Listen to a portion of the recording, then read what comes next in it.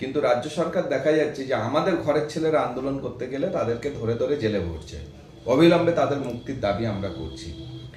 এরপর আগামী 3, 4, 5 মে মাসে, মানে আগামী শনি, রবি, সোম, এই 3 দিন, শনিবার, রবিবার, সোমবার, বসিরহাট মাওলানাবাগ দরবার শরীফে, একদম দরবার শরীফেই আমরা একটি ওয়াকফ আইন প্রত্যাহারের দাবিতে ধর্ণা মঞ্চের আয়োজন করা হয়েছে আল্লামা রুহুল আমিন রহমতে ফাউন্ডেশনের পক্ষ থেকে।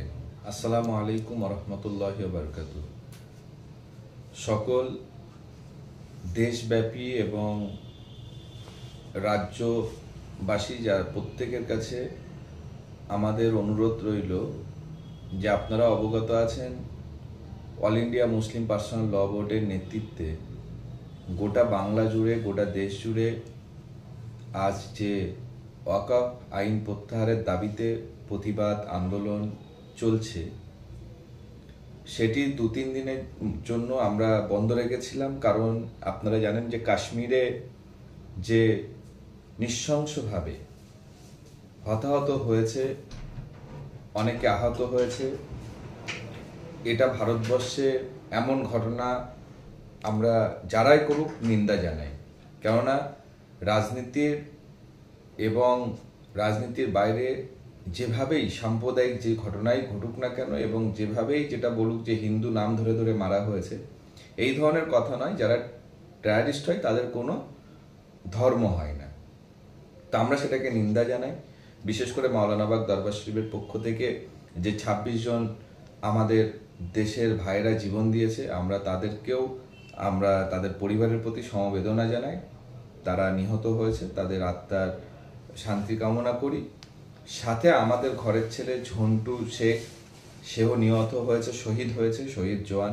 আমরা তারও জন্য দোয়া করি মাগফিরাতের জন্য, আল্লাহ যেন তার শহীদকে দেশের জন্য কবুল করে। এই জন্য 3 দিন অল ইন্ডিয়া মুসলিম পার্সোনাল ল বোর্ড আন্দোলন থেকে আমরা বিরত ছিলাম, 23, 24, 25। এবং গতকাল যে মিটিং বুধবার ছিল, ফুরফুরা দরবার শরীফে অল ইন্ডিয়া মুসলিম পার্সোনাল ল বোর্ডের মিটিং হয়েছে।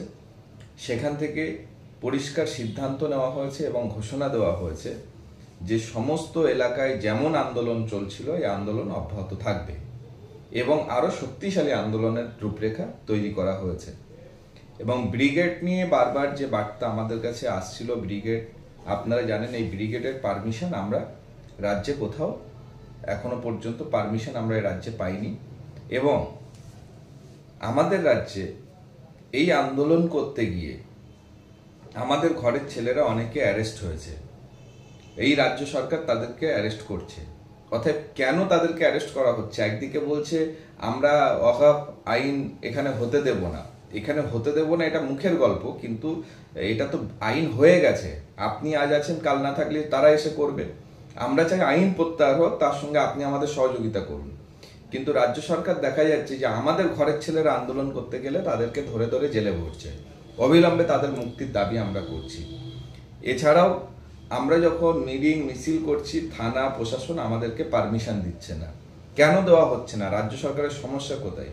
সেটাও আমাদের কাছে একটা প্রশ্নের চিহ্ন আছে। তো ব্রিগেড আগামী দিন চেষ্টা করা হচ্ছে, যদি হয় আলহামদুলিল্লাহ, না হলে আমরা তার বিকল্প প্রতিবাদের মঞ্চ আমরা কোথায় করব সেটা আমরা সিদ্ধান্ত নেব। ফুরফুরা দরবার শরীফ বা বিভিন্ন সংগঠন, বসিরহাট দরবার শরীফ, এছাড়াও আমরা অল ইন্ডিয়া মুসলিম পার্সোনাল ল বোর্ডের নেতৃত্বে আমাদের এই লড়াই চলবে।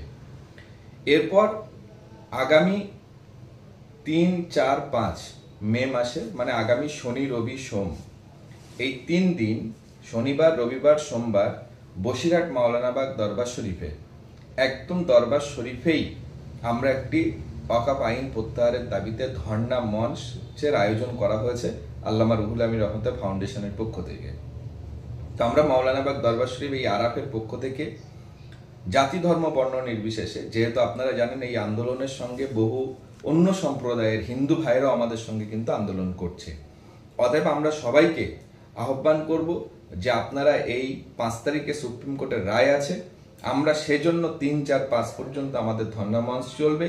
তারপরে বাংলার বিভিন্ন প্রান্তে প্রান্তে এই ধর্ণা মঞ্চ হবে, কলকাতা শহরে ধর্ণা মঞ্চ হবে, আগামী দিনে এই আইন প্রত্যাহার না হলে আমরা আরো বড় পরিকল্পনা নেব ইনশাল্লাহ। তো সকলকে অনুরোধ করব, আপনারা আগামী 3, 4, 5 মে 24 ঘন্টা সর্বদাই মঞ্চ ওপেন থাকবে, ধর্ণা মঞ্চ। আপনারা গ্রাম থেকে দলে দলে শিফটিং করে আপনারা দিন রাত সবাই মিলে এই ধর্ণা মঞ্চে উপস্থিত হবেন। আমি এই আশা রাখি ইনশাল্লাহ সুস্থভাবে আমরা যেন এই আন্দোলনকে এগিয়ে নিয়ে যেতে পারি। এবং আপনাদের কাছে অনুরোধ এটাই থাকবে যে আপনারা সংবিধান বিরোধী, গণতান্ত্রিক বিরোধী প্রক্রিয়ায় কোনো আন্দোলন করবেন না। গণতন্ত্রের মাধ্যমে সংবিধান মেনে আমাদের এই শান্তিপূর্ণ আন্দোলন অব্যাহত থাকবে ইনশাল্লাহ। সকলকে আসার জন্য অনুরোধ রেখে সকলের সুস্থতা কামনা করে বসিরহাট মাওলানা বাগ দরবার শরীফ আরাফের পক্ষ থেকে সকলকে এই সংগ্রামী অভিনন্দন জানিয়ে আমি আসার জন্য অনুরোধ করছি।